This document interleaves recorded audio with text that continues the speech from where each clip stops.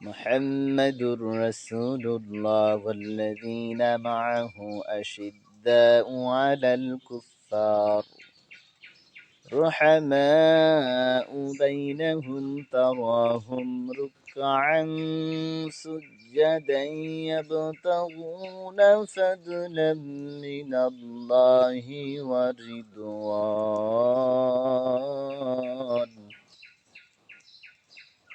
মুহাম্মাদুর রাসূলুল্লাহ মুহাম্মদ সাল্লাল্লাহু আলাইহি ওয়াসাল্লাম আল্লাহ তাআলার বান্দা এবং রাসূল।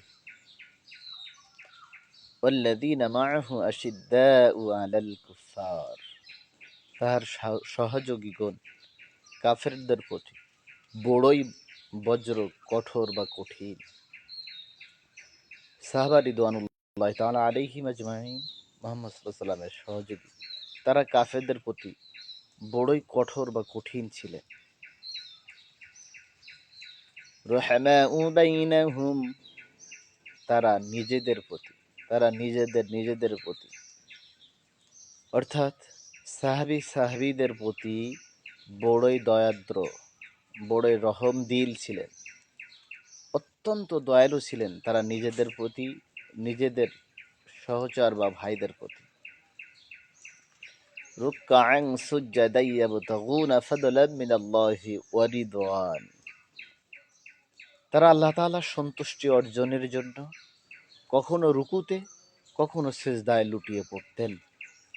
সম্মানিত হাজিরিন, আপনাকে আমাকে আল্লাহ তাআলার বান্দা মুহাম্মদুর রাসূলুল্লাহ সাল্লাল্লাহু আলাইহি ওয়াসাল্লামের অনুসারী হতে হলে সাহাবা রিদওয়ানুল্লাহি তাআলা আলাইহিম আজমাইনদের মতো ইসলাম বিদ্বেষী যারা, অস্বীকারী যারা, তাদের বিরুদ্ধে কঠোর হৃদয়ের, কঠোর হস্তের হতে হবে, বজ্রকণ্ঠের হতে হবে। আর আল্লাহ তাআলার ইমানদারদের প্রতি রহমদিল, দয়াদ্র, দয়াময়, অপর মুমিন ভাইয়ের জন্য নিজেকে বিলিয়ে দিতে হবে।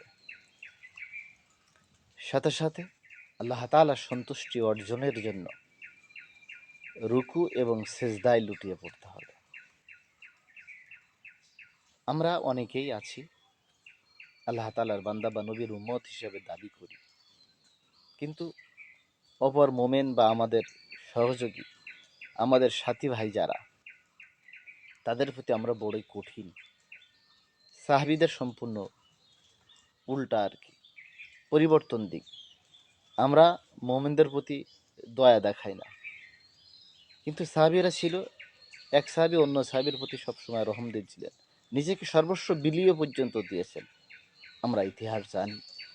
তো এই জন্য আমাদেরকে আল্লাহ তাআলা সন্তুষ্ট অর্জন করতে হলে এবং সাহাবীদের অনুকরণ করতে হলে তাদের মতো আমাদেরকেও আমাদের দিলে দয়া পয়দা করতে হবে অপর মোমেন ভাইয়ের জন্য।